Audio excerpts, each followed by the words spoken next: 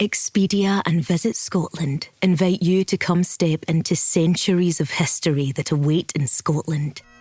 Castles steeped in legend walk along cobblestone streets.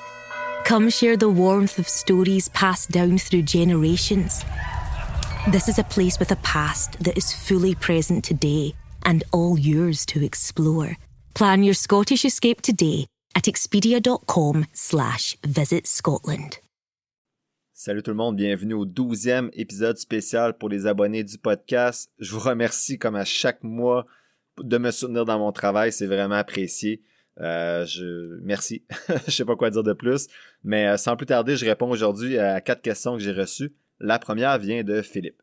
Philippe me disait « Bonjour, tout d'abord, merci pour ton podcast. Depuis plusieurs années, ma copine et moi investissons par l'entremise d'une conseillère. Les frais de gestion sont de 1,25 à 1,75 selon les produits et les rendements sont assez conservateurs malgré notre profil 80-20.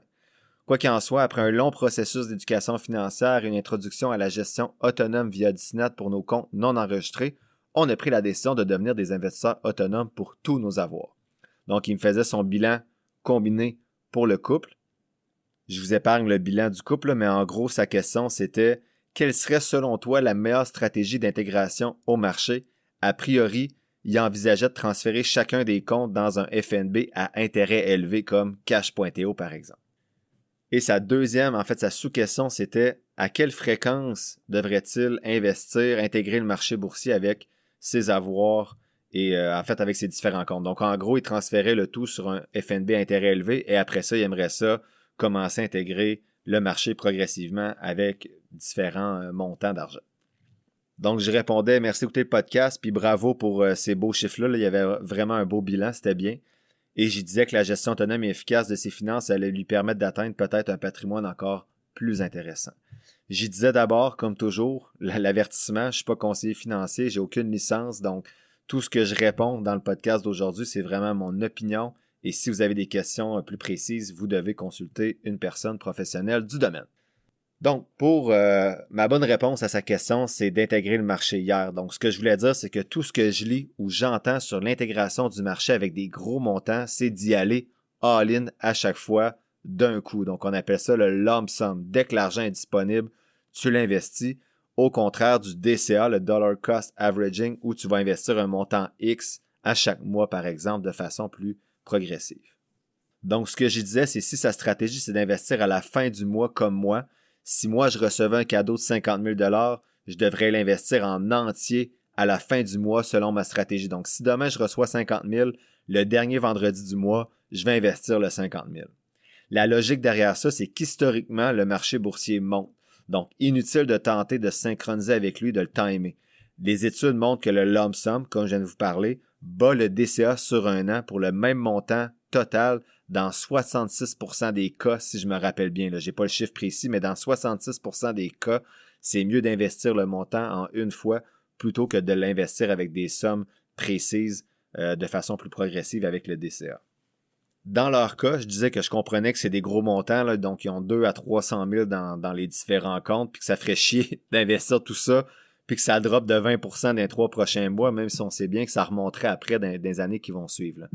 Par contre, ce que je lui disais, c'est s'ils étaient demeurés investis avec leur conseiller ou leur conseillère financière, les comptes auraient aussi descendu de toute façon en suivant les marchés. Donc là, tu retires un produit qui est investi sur le marché boursier et tu ne le réinvestis pas sur le marché boursier de peur que ça descende dans les prochains mois. Mais si tu avais juste laissé tes produits avec ton institution financière, ben s'il y a un crash dans les 3 prochains mois, tu aurais quand même eu un crash avec tes conseillers ta conseillère financière. Donc, l'institution ne protège pas les produits d'un krach boursier là, ou d'une baisse du marché boursier. Donc, pour moi, vous faites juste réentrer sur le marché alors que vous y étiez déjà, mais au lieu de le faire avec des fonds communs de placement, vous le faites avec des FNB indiciels passifs.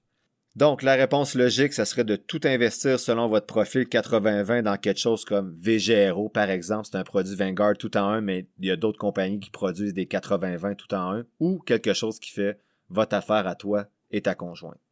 La réponse sensée, c'est peut-être de faire ce qui vous permet de dormir. Donc, si vous préférez échelonner le tout sur un an, donc diviser le montant par 12 et investir à chaque fin de mois 1/12 de votre montant total pendant que le reste attends sagement dans cash.to, ben c'est correct aussi. Les deux décisions sont bonnes, c'est à vous de voir laquelle vous convient. Inutile de vous dire ce que moi je ferais, c'est pas mon argent. J'espère que ça vous donne des pistes à Philippe et aux personnes qui écoutent l'épisode actuellement. Deuxième question reçue, c'est de Mélanie. Donc Mélanie m'écrivait « Je suis depuis peu vos blogs, que je trouve très intéressants. » Je me disais « J'ai un blog? » Plutôt un podcast, mais bon, j'ai bien ri.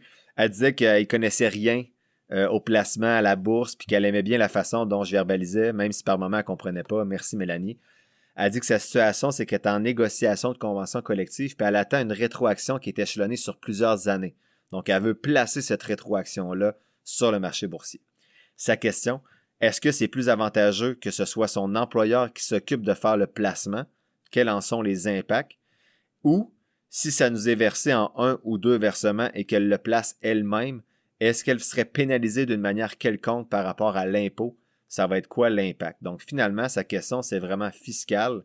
Ça serait quoi le placement idéal dans les deux cas? Donc, est-ce que c'est mieux que ce soit l'employeur qui l'investisse ou qu'elle décide de retirer ce montant-là et de l'investir elle-même? Et elle ne parle pas de rendement, elle parle juste d'imposition. Donc, après, elle m'explique un petit peu son parcours là, monoparental, difficulté à avoir de l'argent, mais qu'elle a réussi depuis peu à éliminer les dettes et à réussir à investir des montants de son côté. Donc, elle dit qu'elle était loin de la fortune, mais quand même fière. Donc, bravo Mélanie. Elle ne souhaite pas avoir de conseiller financier. Elle veut gérer ses affaires. Mais elle disait, comme je peux le voir, ben, elle a un certain manque de connaissances. Donc, elle est dans le bas de l'échelle et elle veut monter. Elle me disait merci d'avance. Donc, je disais d'abord bravo pour la bonne gestion des finances puis de vouloir en prendre en main les placements futurs. J'ai rappelé encore une fois que je ne donne pas de conseils. Je ne connais pas toute sa situation, mais si elle en ressent le besoin de consulter une personne professionnelle, mais si c'était moi et que mon CELI n'était pas plein, ben, j'investirais le montant dans mon CELI sur la plateforme de courtage autonome qu'elle utilise. Si je respecte ma stratégie, ça serait dans un FNB passif indiciel comme VQT, XQT, ZQT ou un autre FNB indiciel qui respecte son profil. Là. Mais c'est simple, mais c'est juste ça. Donc j'ai dit, il n'y a pas plus que ça. Une fois que tu vas être plus à l'aise, tu pourras commencer à aller voir d'autres FNB ou des titres individuels, ce que je ne suggère pas nécessairement, là, mais bref, la base, elle est simple. Au niveau de l'imposition, il n'y a pas de différence. Que ce soit l'employeur qui investisse, exemple, les montants dans un REER ou quoi que ce soit, mais souvent c'est des REER collectifs, là, ou que ce soit toi qui retires l'argent, qui l'investit dans le REER, l'imposition est la même si ton employeur ne cotisait pas à part égale sur la rétroaction. Honnêtement, moi, quand je reçois des rétroactions à l'université, c'est directement versé dans mon compte. L'employeur n'a rien à voir avec ça. Donc, la question, je ne sais pas comment fonctionne son entreprise à elle, là, mais bref, si tu as la chance au niveau fiscal qu'il n'y a pas de différence, ben tu peux le retirer et l'investir toi-même dans ton CELI qui n'a pas encore d'argent en ce moment.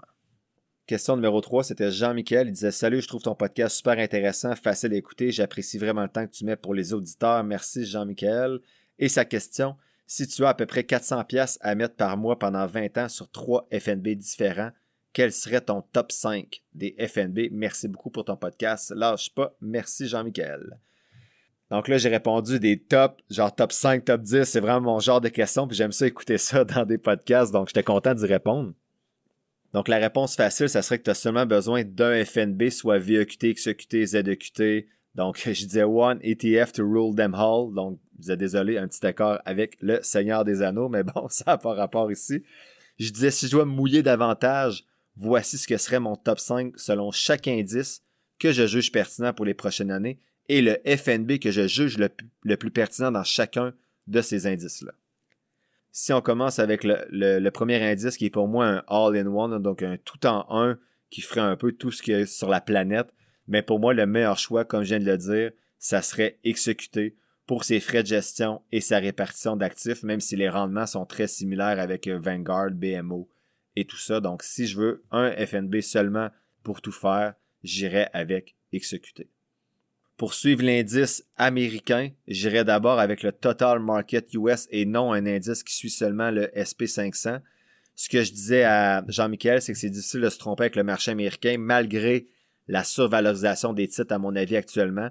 C'est historiquement le meilleur marché boursier. J'irai plutôt, comme je viens de dire, avec un Total Market US vu la survalorisation des gros titres du SP500 et l'historique avantageux du Total Market versus le SP500. Donc, mon choix ici, ça serait XUU. Troisième indice, c'est l'indice international, donc tout ce qui est à l'extérieur des États-Unis ou du Canada. Donc, pour moi, les titres internationaux sont sous-évalués en ce moment. C'est pas un conseil, c'est ce que j'entends un peu partout. Mon choix pour l'indice international, ça serait XEF. Pour le marché canadien, c'est pas les meilleurs rendements, mais c'est fiscalement intéressant, donc notamment avec les dividendes dans les comptes qui sont enregistrés. Mon choix pour le marché canadien, ça serait XIC. Et lorsque je vous nomme un FNB, c'est toujours parce qu'au niveau des frais de gestion, c'est plus bas et au niveau des rendements ou de la répartition, c'est plus intéressant pour moi. Et le dernier indice, c'est le marché émergent. Donc, je ne réinvente pas la roue, je vais seulement avec une allocation géographique qui est logique avec les différents indices que je vous ai présentés. Même si cet indice-là ne performe pas fort depuis plusieurs années, mon choix, ça serait VEE. Je donne un petit bonus à Jean-Michel, donc le FNB Small Caps US, donc les petites capitalisations américaines qui s'appellent AVUV, donc AVUV, performe bien depuis plusieurs années. Je l'ai dans mon REER US, donc ça peut être intéressant, mais il ne fait pas partie de mon top 5 parce que j'aime mieux cibler des indices plus larges dans les portefeuilles des gens qui commencent surtout. Il n'y a pas trop de surprises dans ma réponse dans mon top 5 parce que ma réponse reflète pas mal ma stratégie que je vous parle depuis presque 2 ans. Là. Donc, le choix numéro 1 pour moi, ça serait 100% du montant investi chaque mois dans XEQT.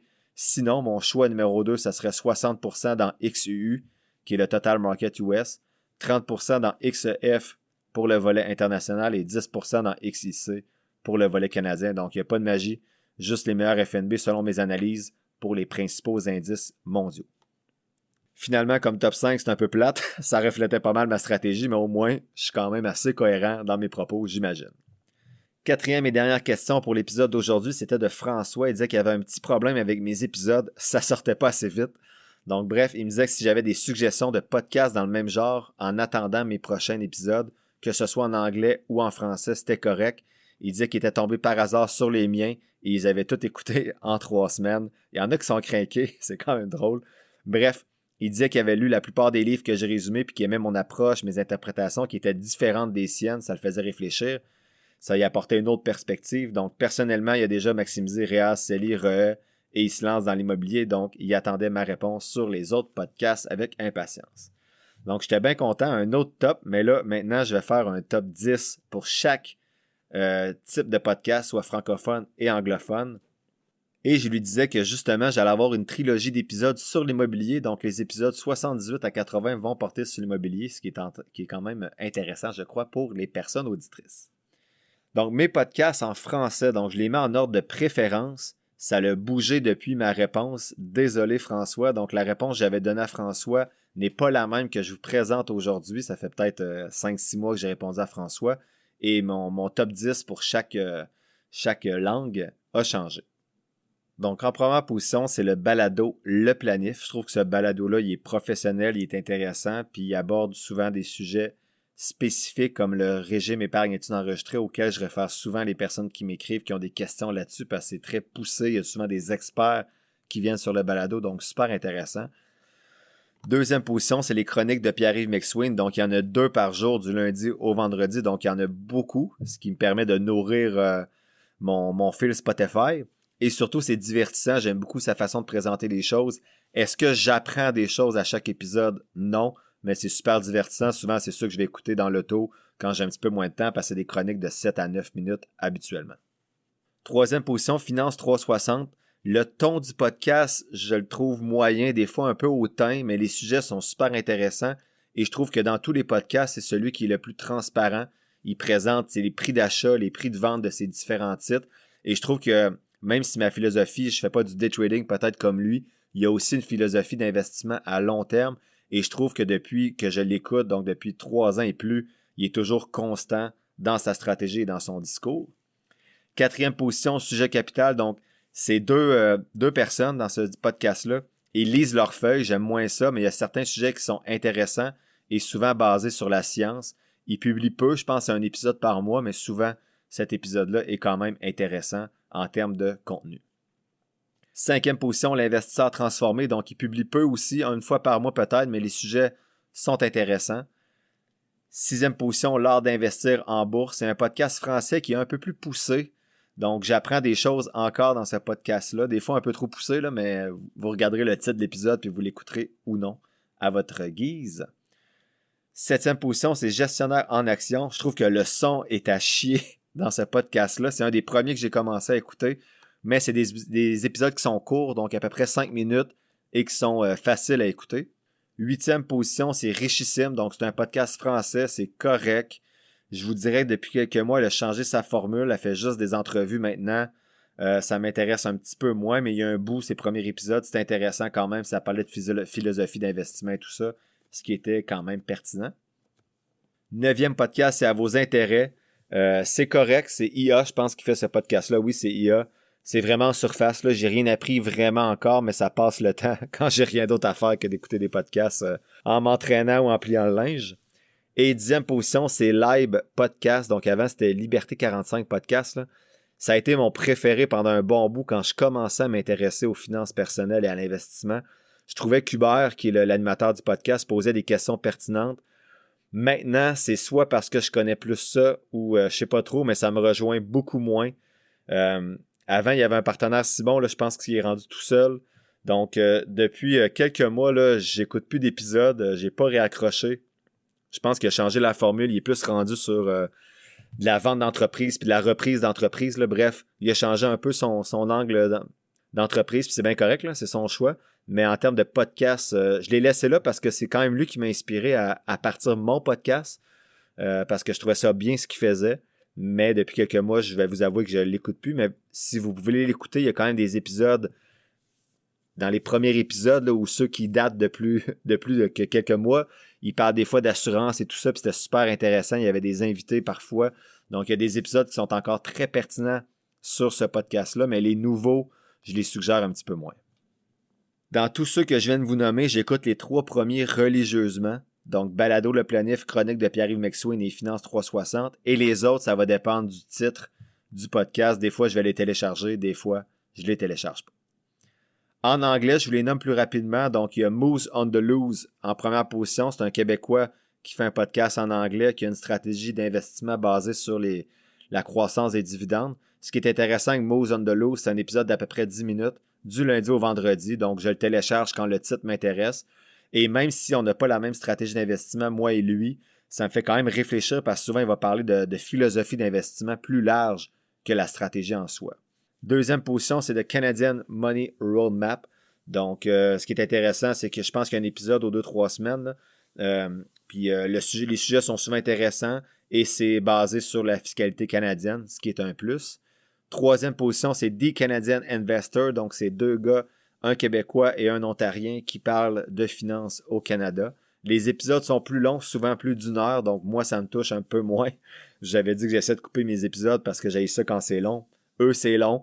Des fois, c'est intéressant. Des fois, ce qui est plate, c'est que le titre est intéressant, mais l'épisode est comme en 2-3 parties, puis tu sais pas où se trouve réellement la partie qui t'intéresse, puis l'autre 40 minutes l'est un peu moins. 4e position, c'est The Dividend Guy Podcast. Donc, c'est le même que The Moose on the Loose. La première que je parle, c'est un Québécois, encore une fois, le même. Là. Sauf que c'est des épisodes souvent de 30-40 minutes. Sauf que de plus en plus, ces épisodes-là sont souvent centrés sur sa stratégie ou sur la vente de ses outils qu'il propose. Donc, c'est un peu moins intéressant, mais il y a des sujets parfois qui sont intéressants et que j'apprends quelque chose. 5e position, Motley Fool Money. Donc, à partir d'ici, les autres podcasts que je vais nommer se ressemblent tous. Là, de 5 à 10, il n'y a pas de position particulièrement. Souvent, c'est des épisodes que je vais télécharger quand le titre est intéressant. Donc, je vais vous les nommer en rafale. Donc, lui que je viens de nommer, la 5e position, c'est Motley Fool Money. 6e, Millionaire Investing. 7e, Fresh Invest. 8e, We Study Billionaires. 9, Build Wealth Canada. Et 10e position, Bigger Pockets Money Podcast. On parle un peu plus d'immobilier dans celui-ci, mais aux États-Unis. En anglais, il n'y a aucun incontournable selon moi. Ça dépend vraiment des titres chaque semaine. L'écart entre 1 et 10 est très petit. En français, il y a un plus gros écart entre mes podcasts préférés et ceux que j'écoute un peu moins. Donc, ça faisait le tour des 4 questions pour cette semaine. Merci encore une fois pour votre soutien et on se voit mardi prochain dans le prochain épisode régulier. Ciao, ciao!